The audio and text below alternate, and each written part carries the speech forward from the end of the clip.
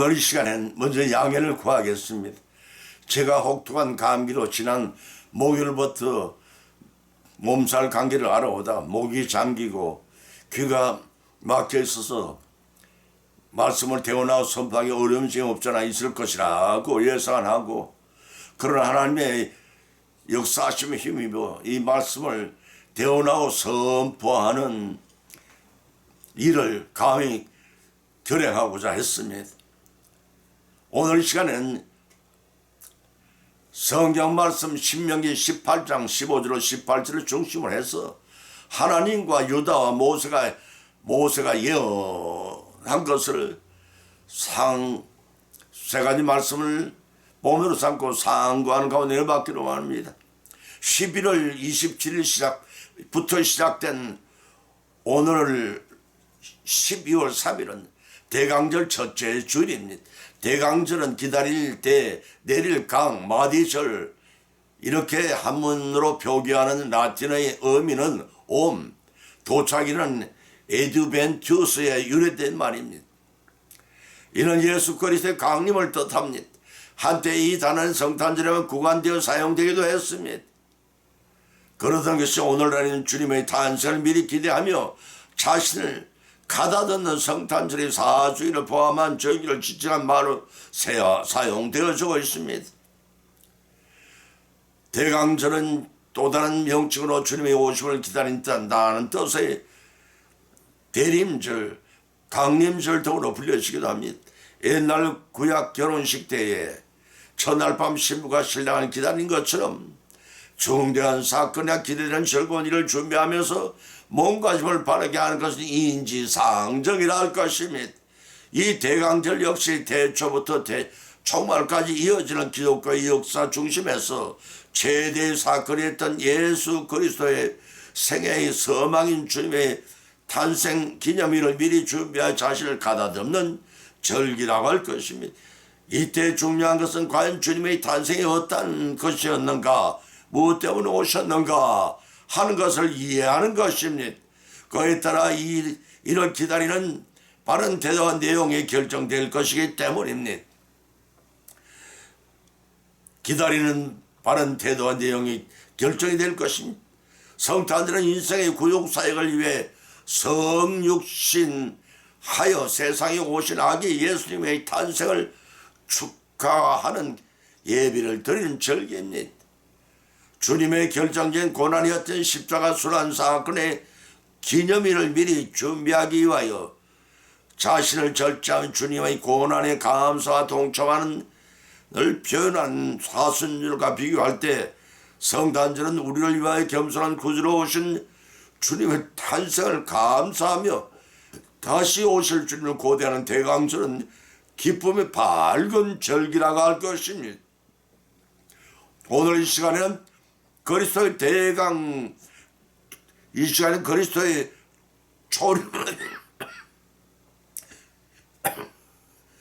그리스도의 초림을 예언한 말씀들을 성경에서 발췌하여 본문으로 삼고 대강절의 의미를 조명해 보고자 합니다. 그 첫째는 하나님이 아담 부부에게 예언하시고, 두 번째는 야곱이 유다에게 축복서의 예언을 하고, 세 번째는 모세가 예언한 세 가지 말씀을 상고하는 건데 피차 은혜를 받고 실천하고 적용하심으로써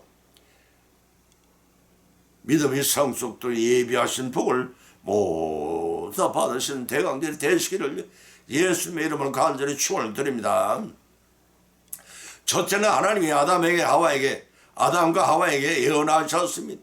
창세기 3장 14절 15절에 예언하시기를 여호와 하나님이 뱀에게 이르시되 네가 이렇게 하였으니 네가 모든 육축과 들이 짐승보다 더욱 저주를 받아 배로 다니고 종신으로 흙을 먹을지니라. 내가 너를 여자와 원수가 되게 하고 너희 후손도 여자의 후손과 원수가 되게 하리니 여자의 후손은 네 머리를 상하게 할 것이요 너는 그 발꿈치를 상하게 할 것이라고 했습니다. 본문은 범죄를 제공한 사탄의 심판선언과 1차 범죄자였던 여자와 그의 후손과 사탄의 쟁투에 관한 말씀을 언급하고 있습니다. 죄악의 파괴적이고 무서운 결과를 생사에 보여주는 본문에서 우리는 한 줄기 소망의 빛이 찬연히 반짝이고 있음을 볼 수가 있습니다. 이는 곧 사탄의 머리를 상하게 할 여자의 후손이 올 것이란 원시 복음이 그것입니다. 자비하신 하나님께서는 범죄한 자들에 대한 공의와 심판을 베푸시는 가운데서도 당신의 형상대로 지음을 받은 인간을 구원의 길로 열어주신 것입니다. 이 세상의 역사가 사탄의 세력과 하나님의 세력이 싸우는 현장이 될 것이지만 궁극적으로는 여자의 후손이신 예수 그리스도에 의해 최후의 승리와 구원이 약속되어진 것입니다. 고린도전서 15장 20절 28절의 말씀입니다. 그 전구로서 하나님께서는 아담과 하와에게 가죽옷을 지어 입히셨습니다. 이때 죽임을 당한 짐승은 장차 오셔서 인류를 위해 자기 몸을 내어주신 그리스도를 예표하는 어린 양이 그것이요 인간의 죄의 올무와 수치에 해방시켜 줄 것을 징표하기도 합니다. 이러한 모든 점을 종합해 볼 때 하나님의 심판은 분노의 폭발이 아니라 공의의 조침을 알 수가 있습니다. 따라서 하나님께서는 심판의 선언 중에서도 구원의 소망을 주시는 것입니다. 이러한 본문이 주는 영적인 교훈은 이러합니다. 첫째는 죄의 심각성에 대한 각성이 필요합니다. 공의로우신 하나님께서 인간의 죄를 결코 예사로 여기지 않으시고 죄의 결과는 본문에서 보여주는 것과 같이 너무나 엄청납니다. 따라서 성도는 죄의 세력에 대적하여 자신의 힘이 아니라 하나님의 말씀의 전신갑주를 입고 싸워야 하는 것입니다. 에베소 6장 10절 20절 말씀입니다.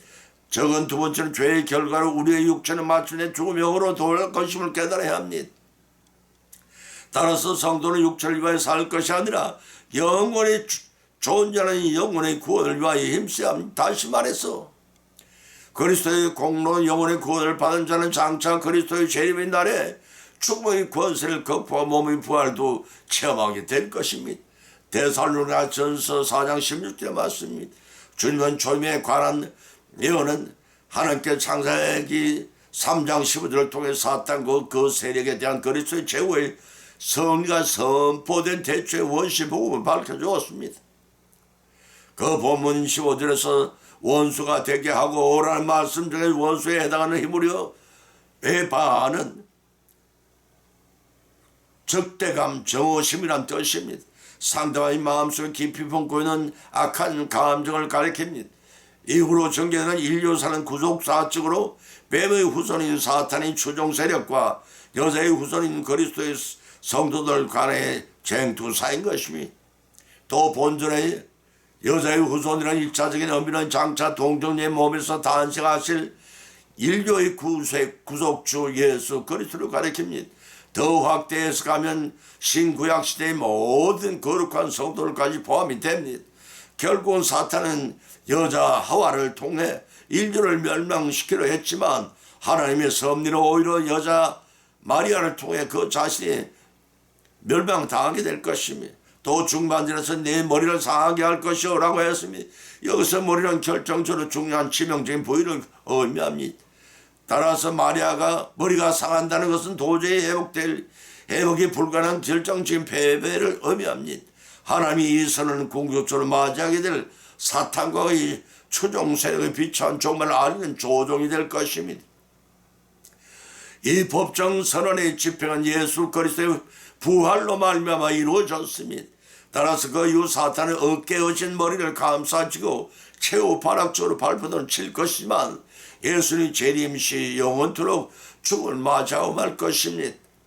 그러므로 성도는 머리 부서진 뱀 곧 사탄의 배잔병에 불과한 사탄의 세력에 결코 겁을 먹지 말고 가감히 싸워 물리침으로 최후의 승리의 순간을 앞당겨야 할 것입니다. 겉으로 본전을 말미암아서 그의 발꿈치를 상하게 할 때일 것이라 하였습니다.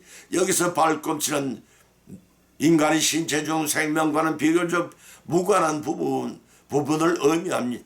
따라서 발꿈치를 상하게 한다는 것은 여자의 후손이 사탄의 공격을 받고 그것에 해를 당할지라도 결코 생명에 큰 영향을 미치지 못한다는 뜻입니다. 때문에 이 말의 성취는 역사적으로 그리스도의 수욕과 권한 십자가의 죽음에서 찾아볼 수가 있습니다.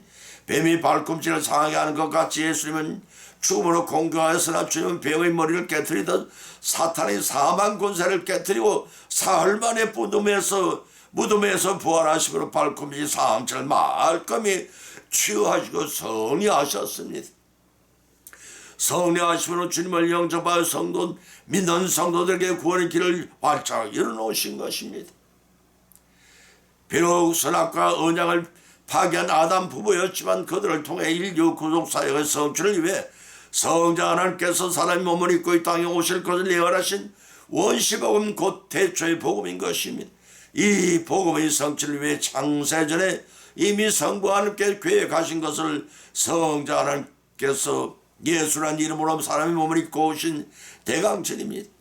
이런 십자가의 성취와 인류를 구원하시기 위해 초림하시던 아기 예수를 기다린 대강전이요 또 장차 종말 때 우리를 구원하시기 위해 재림하실 대강전을 하시고 언제 오실지라도 주님을 기쁨으로 맞이하는 우리 모두의 대강전이 되시기를 예수님을 축원드립니다. 두 번째는 야곱이 유다에게 축복성의 예언을 하였다고 했습니다. 창세기 49장 10절을 찾아보면 기록하기를 홀이 유다를 떠나지 아니하며 치리자의 지팡이가 그 발 사이에 떠나지 아니하시기를 실로가 오시기까지 미치리니 그에게 모든 백성이 복종하리로다 라고 축복성의 예언을 했습니다. 본문의 12아들에 대한 야곱의 축복 중에서 넷째 아들은 유다에 관한 축복입니다. 이 유다에게 내신 축복은 하나님의 구속사 가운데 가장 중심 줄거리와 번성하게 된 내용입니다. 실제로 왕중의 왕이시던 그리스도가 그의 가계를 통해 오셨기 때문에 그를 믿고 섬기는 성도는 축복을 받는 자들인 것입니다. 베드로전서 2장 9절에 찾아본 기록하기를 오직 너희는 택하신 족속의 왕같은 제사장들이요 거룩한 나라의 그의 소유된 백성이니 너희는 너희를 어두운 데 불러내어 그의 귀한 빛에 들어가게 하신 자의 이름을 아름다운 덕을 선전하게 하려 하심이라. 너희가 전에는 백성이 아니더니 이제는 하나님 백성이요 전에는 긍휼을 얻지 못하였더니 이제는 긍휼을 얻은 자니라고 계시록 5장 10절에 밝혀두고 있습니다. 우리 성도들은 모두 다 천사들도 부러워하는 하나님의 자녀들이란 사실을 아셔야 합니다. 그러나 당시에 축복을 받은 야곱의 12아들 중에서 유다에 대한 축복에 본문에 초점을 맞춰져 있음을 알 수가 있습니다. 본문 10절을 기록하면 홀이 유다를 떠나지 아니하며 치리자의 지팡이가 실로가 오시기까지 모든 백성이 복종하리로다 라고 했습니다. 여기서 유다라는 의미는 찬송을 받을 자라는 뜻이고 더 광단히 해석을 하면 11지파의 찬송을 받으라는 지파라는 뜻입니다. 도홀은 왕권이나 통치권을 상징하는 작은 휴대용 지팡이를 말합니다. 오늘날 지휘봉과 같은 지리자의 지팡이를 뜻합니다. 이 호르는 왕이 보좌에 앉았을 때 기대듯이 발사해 두는 것이 갈래였습니다. 따라서 본절의 말씀의 의미는 유다의 후손들이 대를 이어 왕권을 계승할 것을 예언입니다. 그런데 이 예언은 솔로몬 왕의 사후에 남유다 왕국과 북이스라엘 왕국으로 분열로 인해서 성취되지 못할 것 같았지만 남유다 왕국을 계속해 유다의 자손의 통치함으로 성취되었습니다.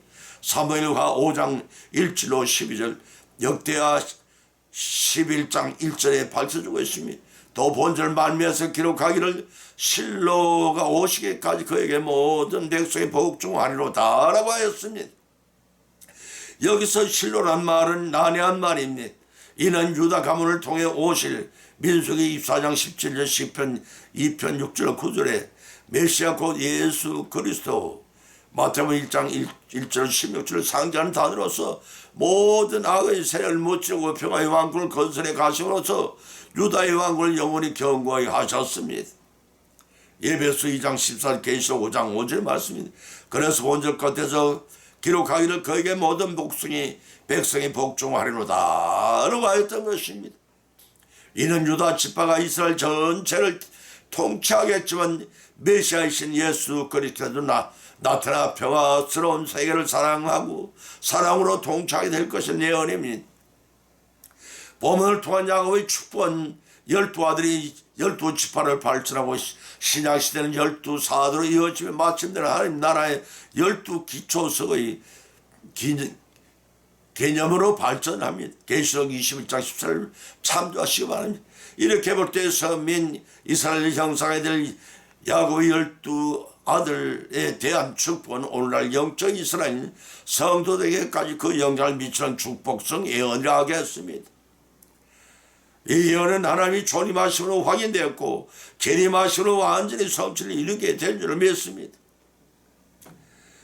이런 예언대로 하나님은 믿고 섬기는 자들에게 영생 구원을 보시고자 오시는 예수님을 대마하는 대강천입니다. 이제 어떻게 맞이할 것인가를 결단하고 행하심으로 복을 받는 우리 모두가 되시기를 예수님 이름으로 축원드립니다. 세 번째는 하나님 모세에게 예언하셨습니다. 신명기 18장 15절로 18 찾아보면 기록하기를 네 하나님 여호와께서 너희 중 네 형제 중에서 너와 같은 선지자 하나를 너희를 위하여 일으키시리니 너희는 그를 들을지니라. 이것이 곧 네가 총회의 날에 호렙산에서 너희 하나님 여호와께서 구한 것이라. 곧 네가 말하기를 나로 다시는 하나님 여호와 음성을 듣지 않게 하시다 하시는 이 큰 불을 보지 않게 하소서. 두렵건대 내가 죽을까나이다 하며 여호와께서 내게 이르시되 그 말이 옳도다. 내가 그들 형제 중에서 너와 같은 선지자 하나를 그들을 위하여 이렇게 했고 내 말을 그 앞에 두리니 내가 그에게 명하는 것을 그가 무리에게 다 고하리라고 했습니다. 노예 생활하던 이스라엘 백성을 출애굽시키는 지도자라서 하나님의 선택을 받은 모세는 인류를 구원하기 위해서 성육신하신 예수님을 예표합니다. 출애굽한 이스라엘 백성들은 광야 40년간의 생활을 젖과 꿀이 흐르는 가나안 땅에 정착하게 하기 전에 하나님 중심 백성을 만드시기 위한 훈련 과정이었습니다. 그래서 본문의 모세는 이스라엘 백성들에게 가나안 토착신과 가증한 풍습을 받지 말도록 당부했습니다. 동시에 그들을 위해 하나님의 계시를 밝혀줄 참 선지자를 세울 것이라 예언하여 백성을 위한 하나님의 대안을 제시한 것이 본문의 내용입니다. 다시 말해서 참 선지자와 거짓 선지자를 구별하는 방법을 일러준 모세는 자신의 사후부터 예수님께서 오시기 전까지 선지자에 대한 관한 언급이라고 할 수도 있습니다. 이는 궁극적으로 하나님 말씀을 전하고 하나님과 사람 사이의 완전한 중보의 역할을 담당할 참 선지자의 시자 영원한 대제사장 예수 그리스도에 관한 예언이기도 합니다. 히브리서 10장 9절의 말씀입니다. 이를 뒷받침이라도 하듯이 보면 15절은 기록하기를 네 형제 중에 나와 같은 선지자 하나를 일으키시리라고 했습니다. 이 말씀을 하기 전에 백연 이스라엘 백성의 이방인이 점술가나 무당에 가서 암단에 대해 묻고자 하는 혼탁하고 물나는 우상 숭배가 많은 시절의 때였습니다. 모세는 그들에게 갈 필요가 없도록 네 형제 중에서 나 같은 선지자를 세우실 하나님 대안을 백성에 제시해 주었습니다. 가나안 족속의 계시자와 마술사와 강신사들에게 미혹당하지 말고 백성은 여호와의 선지자의 말을 들으라는 것입니다. 여기서 선지자 하나 창세기 3장 15절에서 예언한 여자의 후손 곧 다윗의 자손의 여호와의 종인 인자이신 예수 그리스도를 가리킵니다. 이러한 참 선지자의 의미는 두 가지로 해석할 수가 있습니다. 그적은 첫째는 집합적으로 의미로는 선지 제도에 대한 약속으로서 모세 이후에도 모세와 같은 하나님과 이스라엘 백성 사이의 중개 역할을 감당할 선지자가 일어날 것이랍니다. 그적은 두 번째는 개인적으로 의미는 미래에 오실 완전한 선지자로서 모든 면에서 모세가 동일할 뿐만 아니라 훨씬 더 뛰어난 메시아에 대한 예언을 볼 수가 있습니다. 초대교회 당시에는 본절을 전적으로 메시아에 관한 예언으로 보고 해석을 했습니다. 요한복음 4장 19절, 사도행전 3장 21, 23절과 7장 37절의 말씀입니다. 예수님께서도 요한복음 5장 45절 47절과 동 12장 48절 50절에서 친히 야함시로 지시하시면서 그것이 곧 자신을 가리킨다고 하셨습니다. 신명기 33장 10절에서는 모세의 사후에 이스라엘의 모세와 같은 선지자가 일어나지 못하여도 기록하고 있습니다. 그러나 이 모세보다 뛰어난 사람 한 분이 계시니 그분은 만왕의 왕이요 인류의 유일한 대제사장으로서 오실 분이시오 참 선지자로 오신 예수 그리스도이십니다. 몸은 18절에도 기록하기를 내 말을 그 입에 두리니 내가 그에게 명하는 것을 무리에게 다 고하리라고 하였습니다. 이 말씀 선자의 정체가 무엇이며 그의 참된 역할이 무엇이냐를 잘 보여주는 구절입니다. 선자는 반드시 선지자는 반드시 하나님께로 받은 말씀 백성에 하나도 빠지거나 더함이 없이 그대로 다 전해야 합니다. 그는 하나님이 대사여 통역관이여 중개자입니다. 창세기 1장 7절과 출애굽 4장 16절과 7장 1절과 시편 100절 6편 15절의 말씀이 또한 그는 하나님이 심령까지 온몸을 느껴 그것을 진솔하게 전해야 한다 하고 아모스 3장 7절을 기록하고 있습니다. 이 같은 역할을 수행하는 데 인간적인 고민이나 난관에 부딪힐 수가 있습니다. 그러나 자신이 여호와의 종임을 인식하고 끝까지 수행해야 합니다.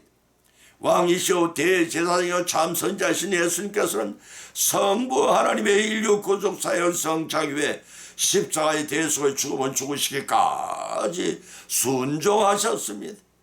우리 모두도 대강제를 맞이해 하나님의 영광을 드러내고 성원을 더 높임으로써 성령의 역사하심에 힘입어 예비하신 복을 모두 성취하여 기쁨으로 대강제를 맞이하시기를 예수님으로 축원드립니다. 오늘의 본 말씀은 상한고에 나오는 가운데 피차의 은혜대로 피차의 믿음대로 은혜를 받았고 세 가지 교훈을 받은 줄 압니다. 그 첫 번째 주님의 초림에 가는 예언을 하나님이 아담과 하와에게 예언하시면서 원시복음이 되게 하셨습니다. 두 번째는 주님의 초림에 가는 예언은 야곱이 유다에게 축복성 예언을 통해서 개성되었습니다. 세 번째는 주님의 초림에 가는 예언은 하나님 모세를 통해 이스라엘 백성에게 모세와 같은 선지자를 보내주시겠다는 말씀으로 예언되어졌습니다. 매년 성탄절 4주 앞두고 찾아온 대강절을 우리가 어떻게 맞이할 것인가를 깨닫게 합니다. 각자 믿음대로 대강절을 지킴으로써 믿음이 성숙도 예비하는 복을 성취해 누리시는 기쁨의 대강절이 되시기를 예수님의 이름으로 축원드립니다. 찬송가 304장을 올리겠습니다.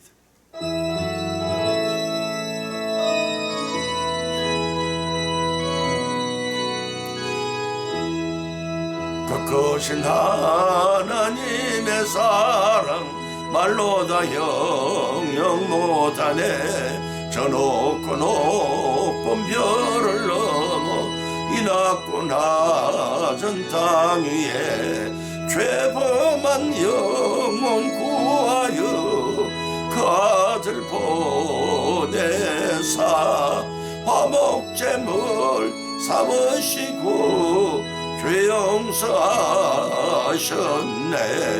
하나님 크신 사랑은 청량다 못하네. 영원히 변치 않는 사랑 상도여 찬양하세. 괴로운 시를 지나가고 땅 위에 영화 쇠할 때 좀 잊지 않던 영혼들은 큰 소리 외쳐도 저 믿는 성도들에게 큰 사랑 베푸사 우리의 죄 사했으니 은혜의 절가. 하나님 크신 사랑은 청량다 못하네. 영원히 변치 않는 사랑 상도여 찬양하세.